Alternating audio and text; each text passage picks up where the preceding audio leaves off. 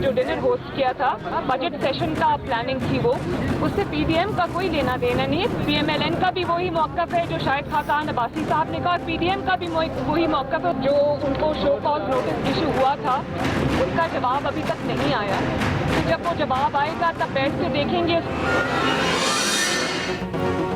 Peoples party की PDM में दोबारा शमूलियत का मामला, नून लीग 2 धड़ों में तकसीम। पार्टी सदर शहबाज शरीफ पीपल्स पार्टी की इत्तेहाद में शामिल करने के हामी, मरियम नवाज और शाहिद खाकान अब्बासी ने खुलकर मुखालफत कर दी। इस्लामाबाद हाई कोर्ट के बाहर मीडिया से बात करते हुए मरियम नवाज का कहना था, इस मामले पर शाहिद खाकान अब्बासी और मेरा मौक़िफ़ एक है, फजलुर रहमान की सोच भी यही है। शहबाज शरीफ के इशाइये में ना जाने के सवाल पर कहा, पार्लियामेंटेरियंस का डिनर था, मैं पार्लियामेंटेरियन नहीं, जहां शहबाज शरीफ हों वहां मेरी मौजूदगी जरूरी नहीं। चौधरी निसार की असेंबली में वापसी पर मरियम नवाज खामोश रही।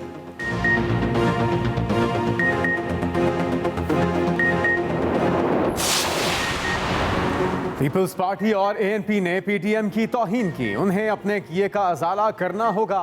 मौलाना फजलुर रहमान ने प्रेस कॉन्फ्रेंस के दौरान दोनों जमातों की अपोजिशन इत्तेहाद में शमूलियत की तरदीद की। सरबराह पीटीएम ने हुकूमत पर तनकीद करते हुए कहा कि इनसे बेहतरी की कोई उम्मीद नहीं। धांधली से अवाम पर मुसल्लत की गई हुकूमत को बर्दाश्त नहीं किया जा सकता। सदर नून लीग शहबाज शरीफ की भी फजलुर रहमान से मुलाकात। शहबाज शरीफ ने मौलाना फजलुर रहमान की खैरियत दरियाफ्त की और गुलदस्ता पेश किया।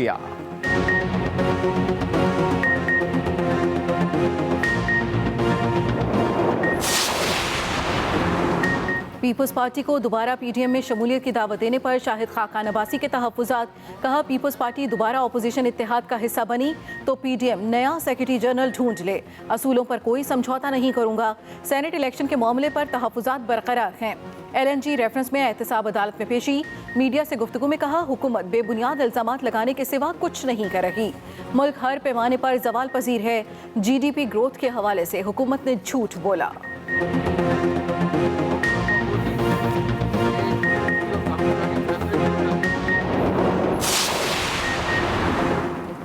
सिंध असेंबली के इजलास में पानी के मामले पर आज दिन भर गर्मा गर्मी। चेयरमैन इरसा को फिलफौर हटाने का मुतालबा। इजलास के बाद मीडिया से बात करते हुए सूबाई वजीर सुहेल अनवर सियाल बोले, चेयरमैन इरसा ने गलत रवैया अपना रखा है। कल भी कहा था कि पानी के मामले पर सिंध से नाइंसाफी की जा रही है, हम अपना हक मांग रहे हैं। लोग घरों से निकले तो इन्हें छुपने की जगह नहीं मिलेगी। सूबाई हुकूमत ने इरसा इजलास में सिंध के नुमाइंदे को किताब से मारने का मामला आला सतही फोरम पर उठाने का फैसला कर लिया। कराची समेत सिंध भर में आज रात 8 बजे के बाद शहरियों की गैर जरूरी नकलो हरकत पर पाबंदी। इंतहाई जरूरी कामों के लिए गाड़ियों को सिर्फ एक फर्द के साथ इजाजत होगी। नोटिफिकेशन के मुताबिक सिंध में रात 8 बजे के बाद गाड़ियों की नकलो हरकत पर पाबंदी। घर, शादी हॉल या किसी भी मकाम पर 10 से ज्यादा अफराद का इज्तिमा नहीं हो सकेगा। होटल्स, रेस्टोरेंट्स में इंडोर और आउटडोर सर्विस पर पाबंदी बरकरार रहेगी। रेस्टोरेंट्स को होम डिलीवरी, टेक अवे और ड्राइव थ्रू की रात 12 बजे तक इजाजत होगी। पाकिस्तान की जानिब से सिंगल डोज वैक्सीन की तैयारी मुकम्मल। कौमी इदारा सेहत का वैक्सीन प्लांट माहाना 30 लाख खुराकें तैयार करने की सलाहियत का हामिल है। CanSino single dose vaccine का पाकिस्तान में तैयारी के बाद नया नाम साइनो पाकविक रखा गया। सरबराह NCOC असद उमर कहते हैं, कल पहली दफ़ा एक दिन में 2.5 लाख से ज़ायद अफराद की वैक्सीनेशन की गई। तमाम रजिस्टर्ड लोगों से दरख्वास्त है कि जल्द अपनी वैक्सीनेशन के लिए वैक्सीन सेंटर जाएं।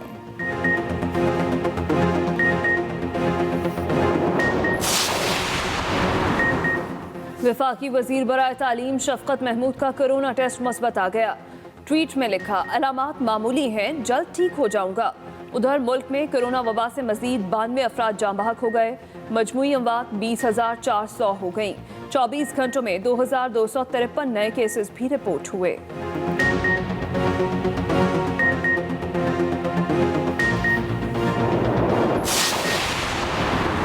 वज़ीर आज़म इमरान खान की ज़ेर सदारत वफाकी काबीना का इजलास। कोरोना से बचाव का सामान बोस्निया भिजवाने की मंजूरी। वफाकी वज़ीर फवाद चौधरी ने काबीना के फैसलों पर ब्रीफिंग देते हुए कहा कि काबीना ने पीटीवी के नए बोर्ड की मंजूरी दे दी है। तहरीक लब्बैक की जानिब से नजरसानी की दरखास्त पर कमेटी की तश्कील की मंजूरी दी गई। मजीद बोले कि मसला फ़लस्तीन पर पाकिस्तान ने कायदाना किरदार अदा किया। इजलास में इलेक्टोरल इस्लाहात पर बाबर अवाम ने ब्रीफिंग दी। 1,70,000 स्कॉलरशिप्स हम दे रहे हैं स्किल एजुकेशन के। 6-6 महीने के कोर्सेज के बाद आपको वो नौकरियां मिलेंगी जो कि आप सोच भी नहीं सकते। पाकिस्तान की तारीख में सबसे ज़्यादा पैसा 100 अरब रुपया रखा हुआ है ताकि आप खुद अपनी बिजनेस स्टार्ट कर सकें, खुद अपने पैर पे खड़ा हो सकें। हुकूमत का नौजवानों के लिए 2 प्रोग्राम लॉन्च करने का ऐलान। तकनीकी तालीम के लिए 1,70,000 और हाई टेक्नोलॉजीज़ के लिए 50,000 स्कॉलरशिप्स दिए जाएंगे। वज़ीर आज़म इमरान खान ने नौजवानों के इज्तिमा से खिताब करते हुए कहा, नौजवानों के लिए सबसे बड़ा मसला रोज़गार का है। अपना कारोबार शुरू करने के लिए 100 अरब रुपए के कर्जे दे रहे हैं। नौजवान इन प्रोग्रामों और कर्जों से फ़ायदा उठाएं और अपने पैरों पर खड़े हों।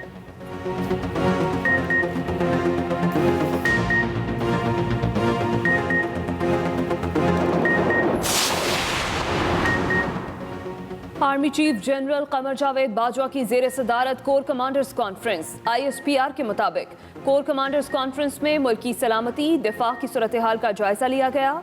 कॉन्फ्रेंस में पाक अफगान बॉर्डर की सूरत हाल पर गौर किया गया। नवाज शरीफ और मरियम नवाज की नैब रेफरेंस में सजा के खिलाफ अपीलों पर समाअत। जस्टिस आमिर फारूक ने रिमार्क्स दिए कि हम कोशिश कर रहे हैं फेयर ट्रायल के तमाम तकाजे पूरे हों। नवाज शरीफ की गैर मौजूदगी में हर चीज को बिलडोज भी नहीं कर सकते। आजम नजीर तारड़ की जानिब से दरखास्त अदम पैरवी पर खारिज करने की तजवीज़। नैब ने नवाज शरीफ की अपीलें मुस्तरद करने की इस्तदा कर दी। केस की मजीद समाअत 9 जून तक मुलतवी।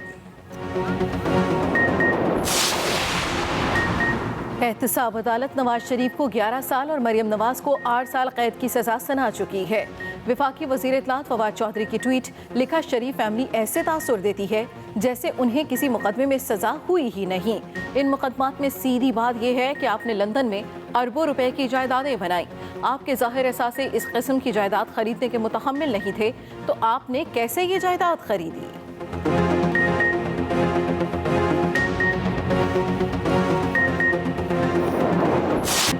शहबाज शरीफ की बैरून मुल्क रवानगी के फैसले के खिलाफ हुकूमती अपील की सुप्रीम कोर्ट में समाअत।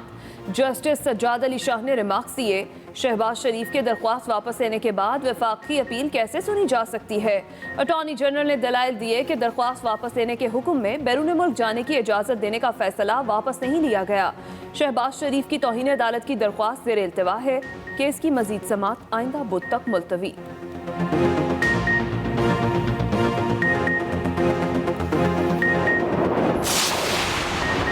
PDM का मनफी सियासी बयानिया, अपनी मौत आप मर चुका। वज़ीर आला पंजाब उस्मान बुज़दार का बयान, कहा अवाम ने मुस्तरद शुदा अनासिर को यकसर रद्द कर दिया। गैर फितरी इत्तेहाद अपने मंतकी अंजाम तक पहुंच चुका। PDM पाकिस्तान की सियासी तारीख का वाहिद इत्तेहाद था जो बनते ही बिखर गया।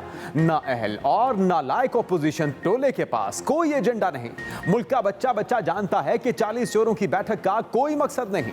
मोमिन खसूसी पंजाब फिरदौस आशिक अवान कहती हैं कि हुकूमत आई तो पंजाब 1200 अरब का मकरूज था। शाही खानदान जाते हुए जगह जगह बारूदी सुरंगें बिछा कर गए। कोयटा की एहतसाब अदालत ने मेगा करप्शन केस का महफूज फैसला सुना दिया। साबिक सेक्रेटरी खजाना मुश्ताक रईसानी को 10 साल कैद की सजा, तमाम जायदाद भी जब्त करने का हुक्म। साबिक मुशीर खजाना खालिद लांगू को 2 साल कैद 2 माह कैद की सजा सुनाई गई। मीर खालिद लांगू की सजा उनके ट्रायल के दौरान गिरफ्तारी से शुरू होगी।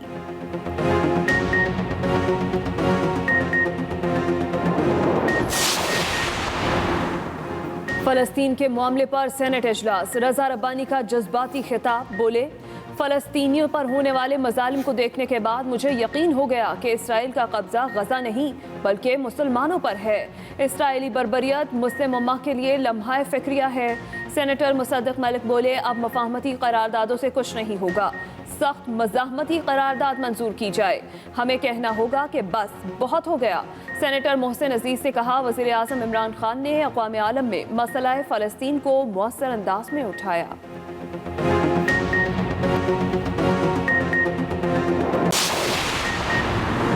दुनिया भर में कोरोना वायरस मुतासरीन की तादाद 16 करोड़ 79 लाख से तजावुज़ कर गई।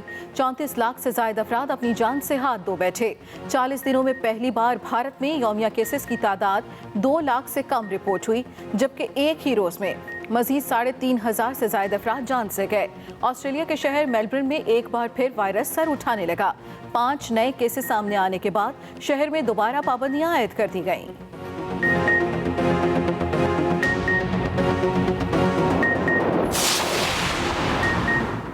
भारत में कोरोना वायरस के बाद ब्लैक फंगस की एंट्री। नई बीमारी ने बड़ी तादाद में लोगों को लपेट में ले लिया। मरीजों की तादाद 10,000 हो गई। 90 मरीज चल बसे।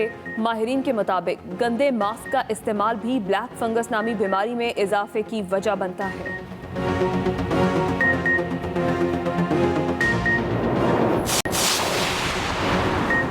माली में एक और फौजी बगावत। अबूरी हुकूमत के सदर, वज़ीर आज़म और वज़ीर दिफा को गिरफ्तार कर लिया गया।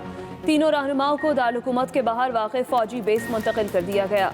अक़वाम मुत्तहिदा की जानिब से माली के सदर की फौरी तौर पर रिहाई का मुतालबा। यूरोपीय यूनियन और अमरीका की जानिब से वाक़े की शदीद अल्फाज में मज़म्मत।